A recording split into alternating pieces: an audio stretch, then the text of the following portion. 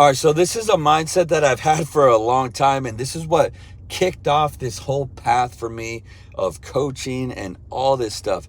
I sat about 5 years ago. 5 years ago, I like sat there with myself and I kind of like played this scenario out. And I was like, all right, Mike, let's say you do go into real estate, or you do like some like job, or you like go after the money or whatever. I fast forward to me being successful money wise, and I was like, oh, hell no. I was like, you still hate yourself. You still don't love yourself. Like, that was the clincher for me to be like, okay, now I know exactly what I need to work on. My purpose right now, until however long it takes, my purpose is me. Until I truly just respect me and am proud of me and love who I am and rid myself of all shame and guilt, and really, really like build that relationship with God. Until that happens, I don't even care what I do. Because no matter where I go, there's still, I'm going to be right there. No matter where I go, I'm still going to be that lesser version of me. And I was like, that's how I knew. I kind of like shot the movie. I watched the movie from the end to the beginning, and I was like, thank God I did. Because a lot of people think that they're going to be fulfilled by like something they do, or money, or a career. I'm like, it's always identity first. You're not a mom first. You're not a father first. You're you first, and then your duty comes second. So I knew I had to like literally become my 10.0 self. Obviously, that's always growing and growing and growing, but you have to get it to a certain point where you're like, no matter if you gain it all or lose it all, you're still like pumped on you. That is the prize. Like, you are the actual prize.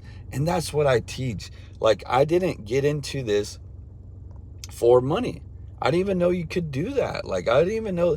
I just love this so much that I was like, man, I'm committed to building the best me and helping others do the same thing, that I'm going to do this for life. Like, I chose a life sentence to this. And I'm so happy I did, because here's the clincher. I hope you're still listening. Until until you'll never be a human doing until you become a human being. What that means is you'll never know what you need to do in life for your life purpose until you know exactly who you are, by fulfilling that purpose within you, like overcoming all the stuff that you have to overcome. That's why what I teach is so powerful. You really have to look at what your weaknesses are, what your insecurities are. Your purpose is hidden in your trauma at first, and then so yeah, I just like, man, you have to focus on building the best you. The best you. Do you know how many people are out there who seem superficially happy, who are in a job, who are like parents, and like seem like they're doing good, but they're not happy with themselves? And I'm like, what good is it to do any of that if you're not actually like pumped on who you are and loving your life? If God created you, is that not ungrateful? Is that not ungrateful to deep down subconsciously know that you don't really fuck with you? You don't really like you. You don't really love you.